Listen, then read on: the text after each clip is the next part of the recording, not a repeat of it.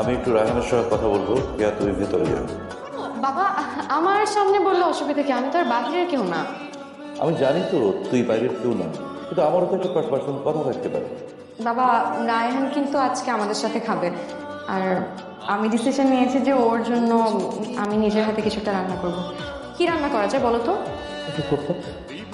মাছের কোপ্তা, ওকে ঠিক আছে। তাহলে তোমরা দুজন বসে গল্প করো, আমি রান্না বান্নার প্রিপারেশন নিয়ে আসি।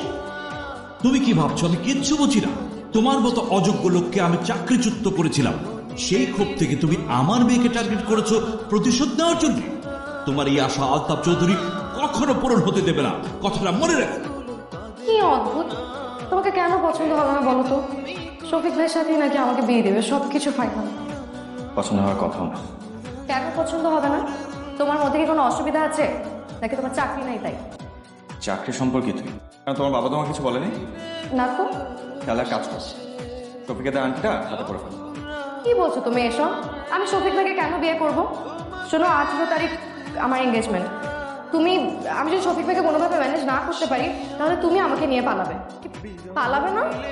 কথা বলছো না কেন? না পালাবে না, এখন পালায় না।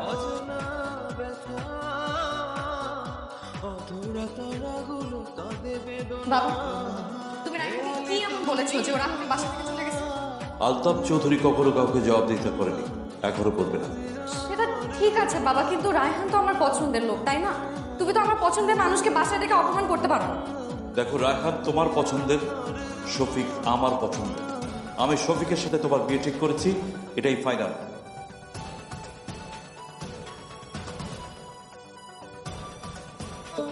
তোমার প্রবলেমটা কি? এতবার ফোন দিলাম, তুমি আমার ফোন ধরো না কেন?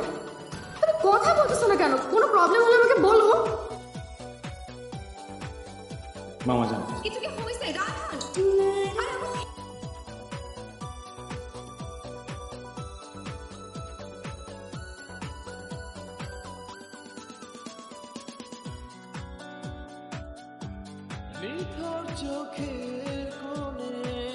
কথা বলার জন্য আসছি, কিছু কথা বলবো, কথা বলে চলে যাবো। সেটা তো বাসায় গিয়ে বলা যেত।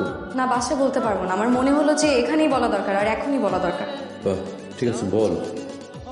আমি শফিক ভাইকে বিয়ে করবো। এঙ্গেজমেন্টের প্রিপারেশন নেওয়া স্টার্ট করো বাবা।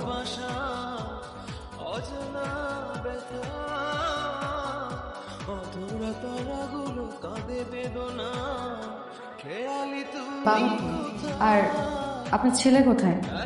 দেখতো। মামা তো শফিক ভাইজানকে নিয়ে আংটি বদল করতে গেছে, আরো নাকি দামি আংটি নিতে হবে।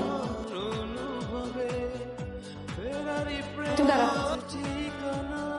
এনে তোর এঙ্গেজমেন্ট রিং দেখ, আরে খুলে দেখ তোর পছন্দ হলো কিনা। পছন্দ হয়েছে বাবা। কোথায় যাও? সারপ্রাইজটা কেমন লাগলো?